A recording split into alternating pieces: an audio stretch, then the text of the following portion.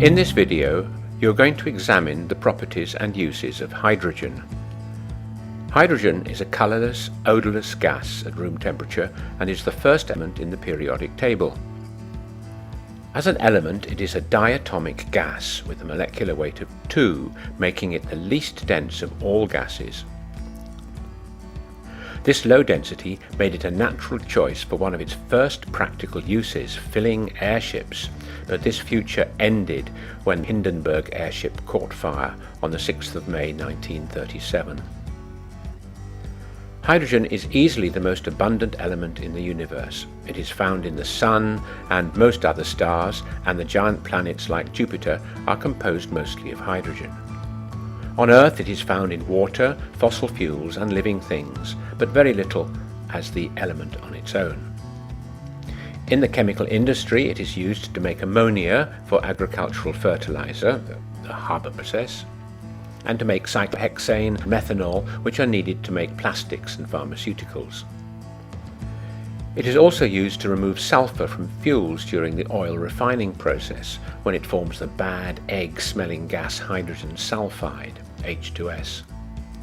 Large quantities of hydrogen are used to hydrogenate vegetable oils to form fats, for example, to make margarine. The H in the pH scale denotes hydrogen. It represents the concentration of hydrogen ions in water. When the pH is lower than 7, the solution is acidic, and it is the hydrogen, or more strictly the hydroxonium ion, that makes the acids reactive. Thus, metals above hydrogen in the reactivity series normally react with acids to form hydrogen, like zinc with hydrochloric acid. However, if the metals form an insoluble salt, little reaction will occur, for example lead in sulfuric or hydrochloric acids. Aluminium metal, although well above hydrogen, is covered with a tight layer of oxide which protects it from acid corrosion. Unreactive metals below hydrogen do not displace hydrogen in acids. The most reactive metals will react with water itself, sodium for example. You can test for hydrogen by exposing it to a flame. It ignites with a squeaky pop, and you can see condensation in the tube as water is formed. Although hydrogen is an essential element for life, it doesn't play a particularly active role. It remains bonded to carbon and oxygen atoms, whilst the chemistry of life takes place at the more active sites involving, for example, oxygen, nitrogen and phosphorus.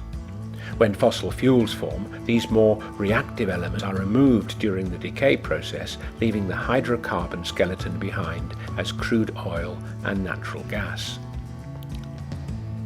If we compare coal, oil and natural gas and hydrogen as fuels, you can see that when they combine with oxygen, coal and crude oil produce the most carbon dioxide. So using natural gas in place of oil and coal does help reduce carbon dioxide emissions. Hydrogen, which only forms water when it burns, could be the clean fuel for the future. But the hydrogen must be generated from water using replenishable energy. Hydrogen has 3 isotopes. Normal hydrogen with 1 proton in the nucleus, the very rare deuterium, or heavy hydrogen, with a proton and 1 neutron, with twice the atomic weight of normal hydrogen, and the artificially made radioactive tritium with 3 neutrons. These isotopes are being used by scientists trying to copy the fusion reaction of hydrogen in the stars to get clean nuclear energy. Currently, all nuclear power stations use fission reactions where very large atoms like uranium break apart, producing lots of radioactive waste. So there you have it. Hydrogen, a fuel for the future, and the element that helps carbon form the backbone of life itself.